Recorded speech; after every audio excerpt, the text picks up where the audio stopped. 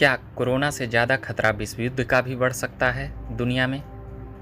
माने या ना माने, अगर इसी तरह से होता रहा तो फ़िलिस्तीन और इजराइल के मामले में फ़िलिस्तीन संग मुस्लिम देश हुए एक, बाकी ज़्यादातर देश इजराइल के साथ।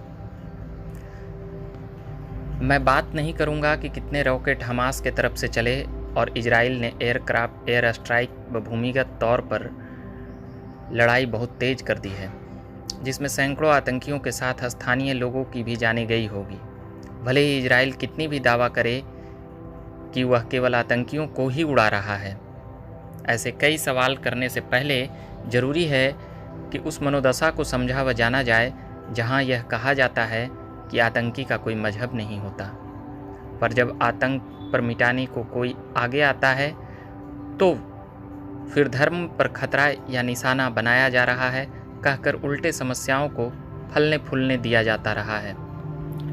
तभी इस्लाम और आतंकवाद को अलग अलग करके देखने वाले चश्मे को बदलने की ज़रूरत है, अन्यथा चंद मुसलमानों को परेशानियों का सामना लगातार करना होगा। जो लगातार कहते हैं कि क्या करें, इस कमी पर बात करने में वो खुद भी डरते हैं। खुद अलग हो जाएंगे या अलग कर दिए जाते हैं। इस्लाम मुसलमान चिंतन करे, ऐसा कैसे और क्यों हुआ? सुधार की आवश्यकता कितनी है? एक बार जरूर सोचें। इसे विनती या आग्रह के तौर पर ही लें।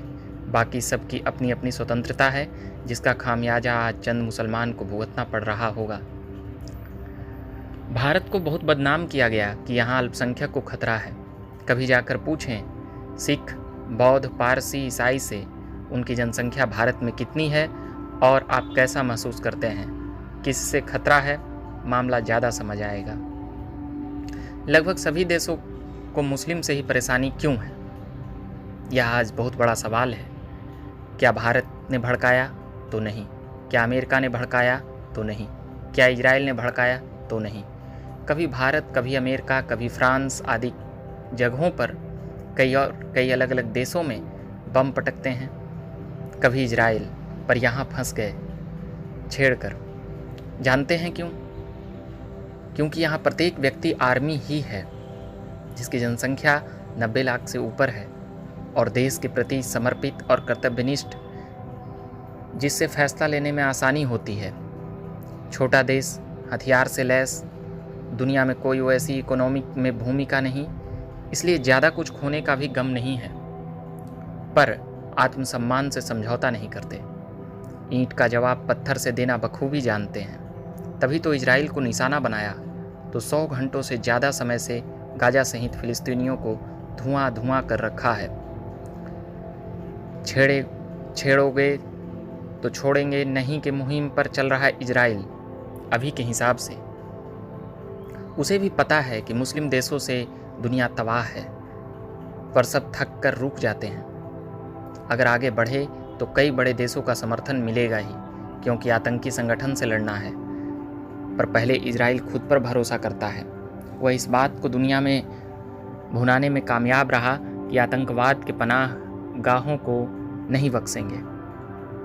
भारत में ज़्यादातर आम लोग क्यों खुश हैं? उनके ट्वीट पढ़िए, इजराइल के साथ हैं। जानते हैं क्यों? क्योंकि उसका देश आतंकवाद से लड़ता है, पर आर पार नहीं होता।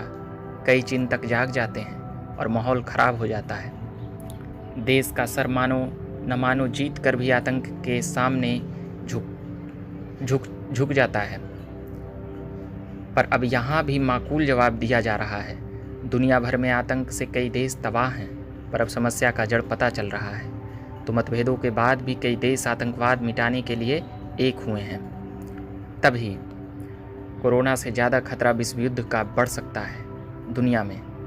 माने या ना माने, अगर इसी तरह से जिस तरह से इजराइल और फ़िलिस्तीन में हो रहा है उस मामले को अगर देखें तो, क्योंकि अभी सैकड़ों देशों का माहौल देख सकते हैं। फ़िलिस्तीन को कई इस्लामिक देशों का समर्थन तो इजराइल के तरफ भी भारत, अमेरिका जैसे कई मजबूत देश खड़े होते दिखेंगे। समय के साथ संख्या बल इजराइल के तरफ हो जाएगी। जो भी 55 से अधिक मुस्लिम देश एक साथ एकजुट हो रहे हैं, उनको आतंकवाद से लड़ने पर पहल करना चाहिए, नहीं तो वो खुद भी नुकसान के हकदार होंगे एक इजराइल के लिए 56 इस्लामिक देश, सैकड़ों देश इजराइल के साथ आ गए तो जानते हैं विश्व युद्ध हो जाएगा और आतंकवाद हारेगा। इस्लामिक देश कुछ सही राह पर चल रहे मुसलमानों को भी जीने नहीं देंगे, जिसका अफसोस मानवता के हित में बात करने वालों के मन में हमेशा रहेगा। तभी कोरोना से ज़्यादा खतरा विश्व युद्ध का बढ़ सकता है। अगर सारी दुनिया 2 भागों में अगर फिर से बट जाती है तो, मगर ऐसे होने की संभावना कम है, क्योंकि इजराइल ने इतनी ताकत का एहसास करा दिया है कि सुरंगों में आतंकवादियों को छिपने की जगह नहीं मिल रही है। बाकी फिर समय मिलेगा तो और भी सुनाऊंगा। धन्यवाद।